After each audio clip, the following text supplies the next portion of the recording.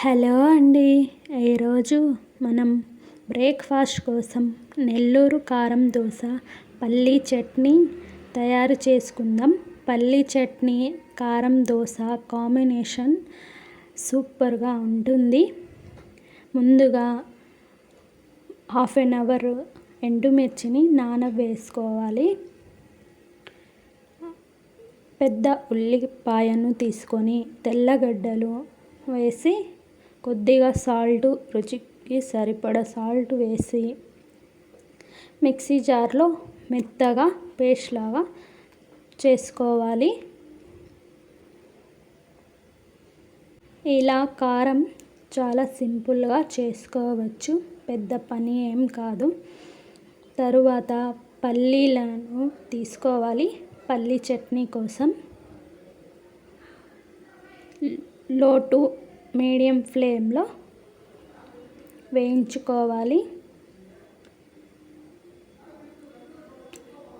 నల్లగా మార్చకూడదు, ఎందుకంటే చేదు వస్తుంది, అలాగే కలర్ కూడా చేంజ్ అవుతుంది. తెల్లగడ్డలు, పచ్చిమిర్చి, ఉల్లిగడ్డ కొద్దిగా తీసుకోవాలి. కొత్తిమీర, పచ్చిమిర్చిని వేయించలేదు. ఇది వైట్గా ఏంటిది అని అనుకుంటున్నారా? కొబ్బరి పొడి, సాల్ట్ వేసి మెత్తగా మిక్సీ జార్లో పట్టుకోవాలి. గట్టిగా ఉంటే మనం కొద్దిగా వాటర్ని యాడ్ చేసుకోవాలి.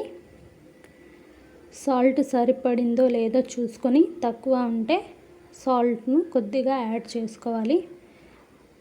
ప్యాన్లో ఆయిల్ వేసి ఆవాలు, జీలకర్ర, ఎండుమిర్చి వేసి చిటపట మనేలా వేయించుకోవాలి. ఆ తరువాత కరివేపాకు రెబ్బలను వేయాలి. ఈ చట్నీలో వేసుకొని కొద్దిగా కలపాలి. పల్లీ చట్నీ రెడీ. ఒక పెనం తీసుకోవాలి. ఇది నేను మీషోలో తీసుకున్నాను. క్వాలిటీ చాలా బాగుంది. ఆ పెనంపై కొద్దిగా ఉల్లిపాయను కట్ చేసి రాయాలి. ఆ తరువాత నీళ్ళను చల్లి మనం పెనం పైన హీట్ అయిందో లేదో చూసుకొని దోశ ప్యాటర్న్ని వేసి బాగా రుద్దుకోవాలి.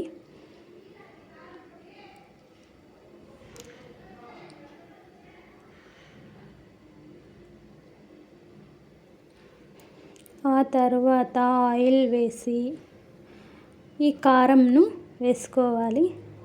చూడండి, ప్యాను పైన దోశ వేస్తే ఆటోమేటిక్గా అది లేస్తుంది. కారాన్ని దోశ మొత్తాన్ని స్ప్రెడ్ చేశాక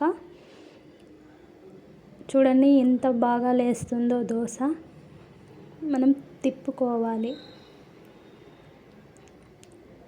కొద్దిసేపు తర్వాత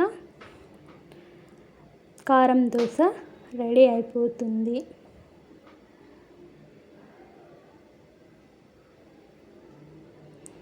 ఇది ఐరన్ ప్యాన్ అండి. నాన్ స్టిక్ ప్యాన్స్ హెల్త్కు మంచిది కాదని ఐరన్ ప్యాన్ మీషోలో తీసుకున్నాను.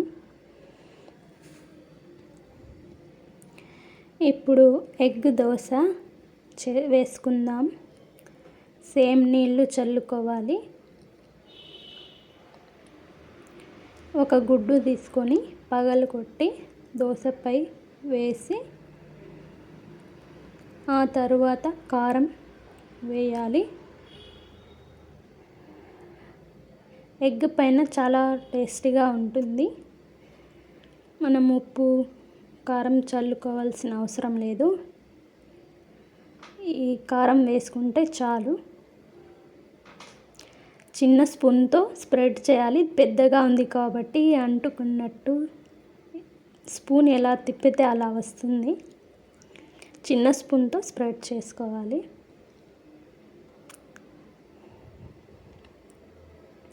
పూర్తిగా స్ప్రెడ్ చేశాక దోశ కాలాక కొద్దిగా ఆయిల్ వేసి మనం తిప్పి వేయాలి.